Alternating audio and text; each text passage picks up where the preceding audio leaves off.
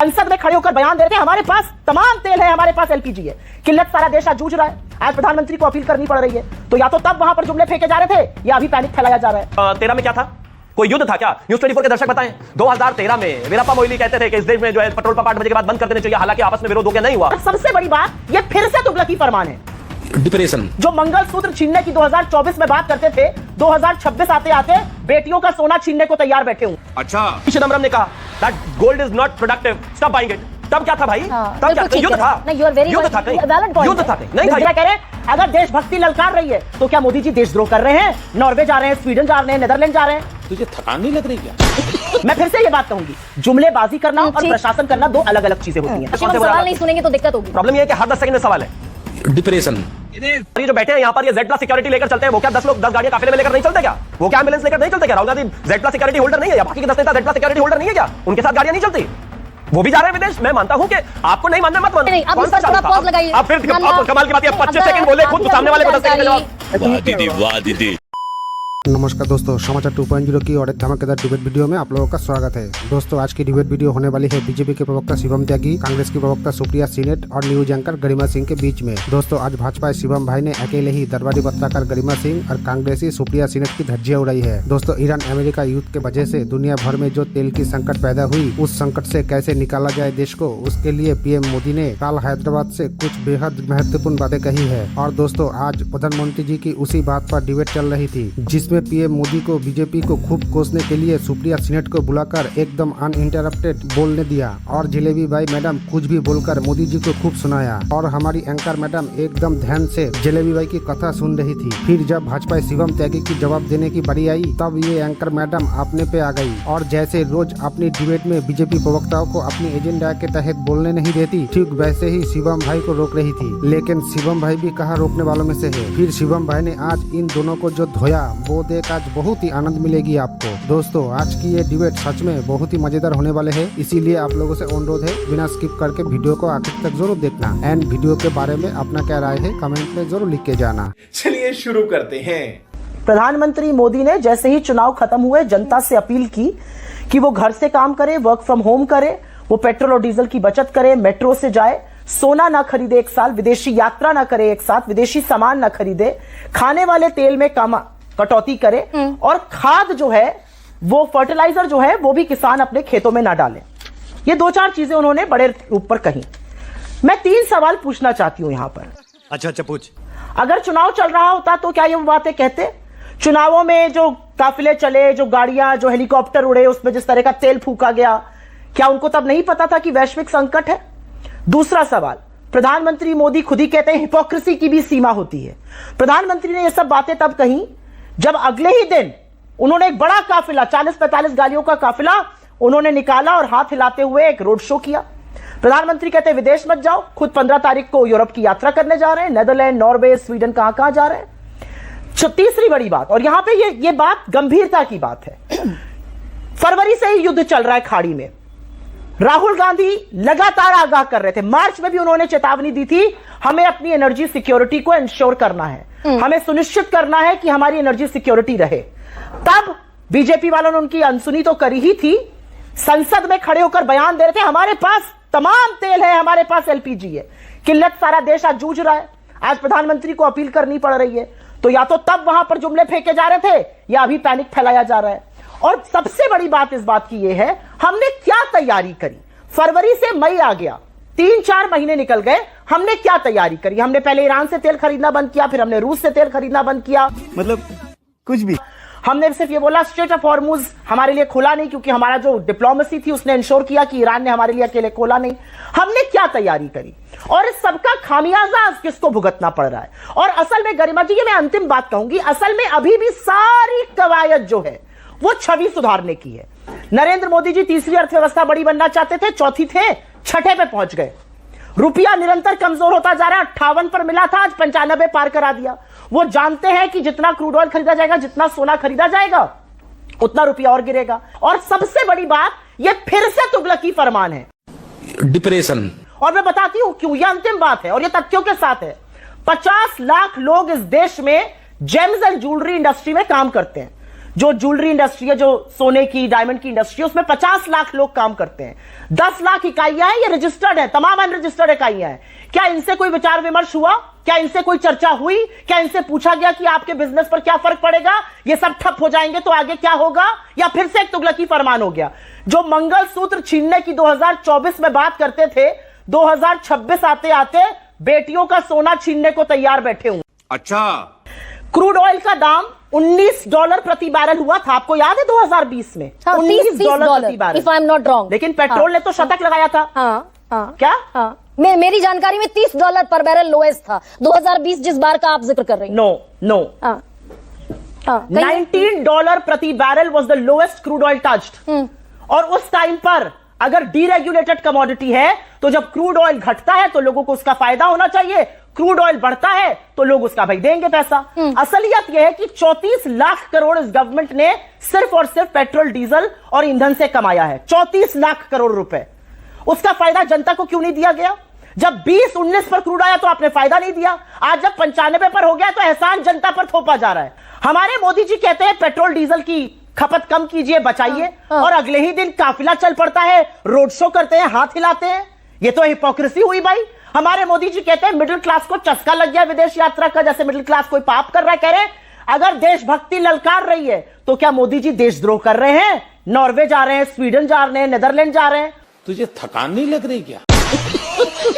ना, आप उत्तर प्रदेश से आती है, वहाँ एक कहावत चलती है, चित भी मेरी और पत भी मेरी। 8,000 सरकार अगर मान ले कि हाँ दिक्कत है, गंभीर चुनौती है, संकट है, वैश्विक संकट है, तो भी दिक्कत। और सरकार अब तक हरदीप सिंह पुरी नहीं मान रहे थे कि भाई नहीं दिक्कत है, आपूर्ति हमने सुनिश्चित कर ली, 27 की जगह 40 देशों से खरीद लिया। तब ये कह रहे थे कि मानने को राजी नहीं है, मान लिया तो प्रधानमंत्री कॉम्प्रोमाइज हो गए। अरे भैया, सिर्फ हरदीप पुरी नहीं कह रहे थे, बंगाल चुनाव में तमाम लोगों ने इंटरव्यू किया अमित शाह जी का। आपका राइवल चैनल है इसलिए सुना नहीं रही हूं, तो नहीं तो सुना भी देती। उन्होंने कहा कोई संकट ही नहीं है, पेट्रोल, डीजल, एलपीजी भरा पड़ा है, आपूर्ति में कोई दिक्कत ही नहीं है। ये देश के प्रधानमंत्री और गृह मंत्री बोलते हुए पाए जा रहे थे। बंगाल चुनाव में आपके हो सकता है आपके चैनल पर भी बोला हो, मैंने नहीं सुना, आपके राइवल चैनल पर बोला, इसलिए यहां पर बाइट नहीं सुनाऊंगी। सिर्फ हरदीप पुरी नहीं बोल रहे थे। मैं फिर से ये बात कहूंगी, जुमलेबाजी करना और प्रशासन करना दो अलग अलग चीजें होती हैं। कहने लगेंगे क्या वाकई ये जो विपक्ष कहता दिखाई दे रहा है कि भाई चुनाव थे तो सब ठीक था, संकट वाकई बड़ा था जो हम मानने को राजी नहीं थे? रोम रोम भाइयों। तो प्रधानमंत्री ने अभी ऐसा क्या कहा जिससे आपको आपत्ति है? मेरा आपसे सवाल है, क्या आपत्ति है आपको प्रधानमंत्री के? मुझे कोई किस वाक्य से तो... आपत्ति है या किसको आपत्ति है, क्यों आपत्ति? नहीं, आपने कहा भाई संकट बड़ा था, जाहिर आपको आपत्ति होगी, तो किस बात से आपत्ति है अभी आपको प्रधानमंत्री के? क्या अभी देश के प्रधानमंत्री ने जितनी बातें कही वो इस तरफ इशारा करती हैं कि वो जो ईरान और अमेरिका का युद्ध चल रहा है उसके असरात भारत पर हैं और गंभीर असरात हैं? मुझे पूरी उम्मीद है कि आप आज भी अगर आए होंगे तो अपना जो भी न्यूज चैनल का या अपनी खुद की गाड़ी से आए होंगे तो कोई किसी प्रकार की दिक्कत उसमें नहीं होगी। आप अगर पेट्रोल पंप से पेट्रोल भर रहे होंगे तो जाहिर है आपको किसी प्रकार की कोई दिक्कत अभी नहीं हो रही होगी। मेरे देश के प्रधानमंत्री की बात ये देश सुनता है, सुनने के बाद उनको वोट देकर चुनाव भी जिताता है। क्या बात, ये बात है। और जब बात आती है इस देश में कि आप जो एलपीजी है उस पर आपको सब्सिडी छोड़ देनी चाहिए, तो 1 करोड़ लोग सब्सिडी भी छोड़ देते हैं। तो जाहिर है एक देश के गार्जियन होने के नाते, एक देश के अभिभावक होने के नाते, एक देश के सीनियर लीडर होने के नाते, सबसे ज्यादा एक्सेप्टेबल होने के नाते उनकी जिम्मेदारी है कि वो इस देश को बताएं और देश को कहें कि इस तरह की चीजों पर अगर हम चाहें तो किसी हद तक कंट्रोल कर सकते हैं और अगर संभव हो सके तो बदलें। और क्या बुराई है मुझे इसमें बताइए कि जब हम 6 लाख करोड़ का सोने का आयात साल में करते हैं विदेशों से, 3 लाख करोड़ का विदेश यात्रा में जो है खर्च होता है, इसके अलावा 1.5 लाख करोड़ के फर्टिलाइजर और अप्रॉक्सीमेटली 10 लाख करोड़ के जो है हम तेल आयात करते हैं। तो अगर इस देश के प्रधानमंत्री ये बैठकर कह रहे हैं तो ये जो बाकी के ट्विटर पर नेता ट्विटिया रहे हैं, ये क्या कर रहे थे भाई? और मेरा आपसे भी सवाल है, शपथ क्या सिर्फ बंगाल में हुई है? आपने रिपोर्ट पढ़ी, बंगाल में इतना हैवी वेट माहौल रहा, क्यों? तमिलनाडु में शपथ नहीं हुई क्या? केरला के लोग यहां पर दिल्ली में नहीं है, 10 दिन से बैठकों का दौर, चर्चा चल रही है, क्या शपथ नहीं होगी? अरे बाप रे, वहां पर भी हुई, वहां पर भी लोग गए, वहां पर भी भीड़ गई, और कौन सा नेता चुनाव नहीं लड़ रहा? और ये जो बैठे हैं यहां पर, ये Z+ सिक्योरिटी लेकर चलते हैं, वो क्या 10 लोग 10 गाड़ियां काफिले में लेकर नहीं चलते क्या? वो क्या एम्बुलेंस लेकर नहीं चलते क्या? Rahul Gandhi Z+ security holder नहीं है या बाकी के 10 नेता Z+ सिक्योरिटी होल्डर नहीं है क्या? उनके साथ गाड़ियां नहीं चलती? वो भी जा रहे हैं विदेश। मैं मानता हूं कि आपको नहीं मानना मत मानो, आपने तो वैक्सीन के समय भी कहा था ये बीजेपी की वैक्सीन है, नहीं लगवानी, किसी ने कहा था 5 हो जाएगा, किसी ने डेटा मांग लिया था, ठीक है, इस देश के प्रधानमंत्री गए, उन्होंने वैक्सीन लगवाई और एग्जाम्पल के साथ ही लीड किया, आगे भी वही करेंगे। लेकिन शिवम जी, देश के प्रधानमंत्री, मैंने खुद इस बात को ऑन एयर कहा, चिंता है और प्रधानमंत्री ने चिंता जाहिर कर दी और चिंता वाजिब है। भाई अगर $1 भी बढ़ेगा तो 16,500 इंपोर्ट पर देना पड़ेगा, ज्यादा देना पड़ेगा सालाना 16,500 करोड़ रुपए। पर दरअसल इसी देश की सरकार ने 14 बार एक्साइज ड्यूटी बढ़ाकर बाकायदा 39 लाख करोड़ रुपए इसी देश की जनता से टैक्स वसूला है। जो राज्यों से साझा नहीं हुआ वो सीधा केंद्र सरकार के खजाने में गया। अब 2 महीने का संकट में अगर सरकार ये कह रही है कि सरकार वो घाटा सहन कर रही है, तो कमाया भी तो सरकार ने था ना। अभी बदत है भाई, अभी बदत है। फिर अधूरी लाइन है, फिर अधूरी लाइन है। क्या एक्साइज ड्यूटी घटाई नहीं गई है? क्या स्थितियां खराब नहीं है? क्या इसी देश की सरकार ने जब कांग्रेस वाले यूपीए वाले गए थे 1.8 लाख करोड़ के जो ऑयल बॉन्ड्स थे उनको नहीं भरा? क्या वो ऑयल बॉन्ड्स का जो वैल्यू रिटर्न हुआ वो 3.2 लाख करोड़ के 3.2 लाख करोड़ का वैल्यू नहीं गया? बताइए मुझे। 1,08,000 आप ही खुद बता रहे हैं ना। मैं तो 39 लाख करोड़ के उस भारी भरकम पैसे का जिक्र कर रही हूँ। 14 बार एक्साइज ड्यूटी बढ़ाई, 3 बार घटाई। मनमोहन सरकार में 21 रुपए पेट्रोल पर हुआ करती थी, मनमोहन सरकार में 10 रुपए पेट्रोल पर हुआ करती थी, आपकी सरकार में बढ़कर 21 रुपए एक्साइज ड्यूटी हो गई।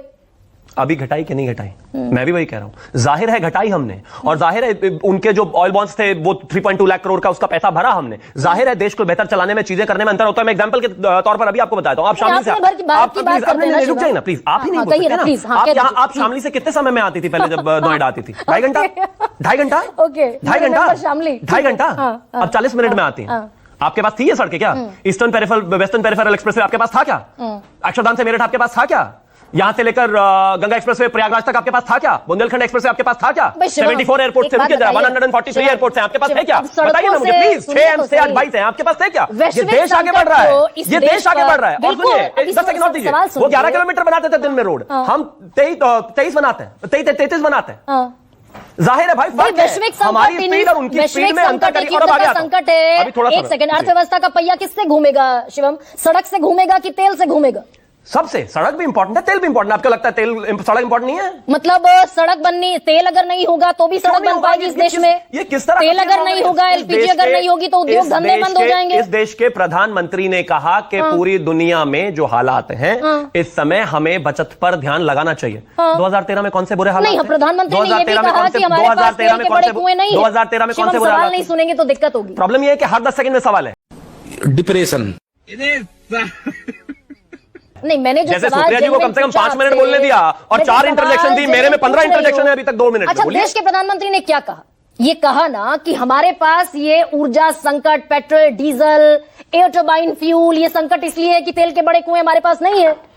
ये कहा ना भाई। चाइना ने अपना प्रोग्राम स्ट्रेटेजिक ऑयल रिजर्व का 2004 में शुरू किया और 20 साल में चाइना कितना 900 मिलियन बैरल का ऑयल स्ट्रेटेजिक रिजर्व लेकर बैठा हुआ है। 900 मिलियन बैरल। और भारत का भी ये स्ट्रेटेजिक ऑयल प्रोग्राम शुरू हुआ 2004 में।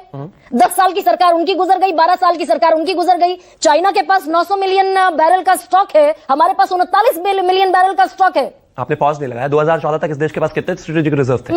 कितने थे बताइए ना, आप बताइए। 12 साल से तो आत्मनिर्भर भारत का। अरे कमाल बात हो गई। हाँ मैं जवाब दूंगा, मैं अपना लेके बैठा हूं। मैं अपना कमाल, मतलब यूपीए को गिन भी दिया आपने, तो ये भी बताइए ना उन्होंने कितने स्ट्रेटेजिक रिजर्व बनाए। मैं बताता हूं ना, भारतीय जनता पार्टी ने 5.3 मिलियन मीट्रिक टन के रिजर्व बनाए, जिसमें से Mangaluru 1.5 million metric ton, Padur 2.5 million metric ton, Visakhapatnam 1.33 million metric ton. उन्होंने कितने बनाए बताइए ना? नहीं, अब थोड़ा पॉज लगाइए। अब फिर कमाल की बात है, 25 सेकंड बोले खुद, सामने वाले को 10 सेकंड। वाह दीदी, वाह दीदी।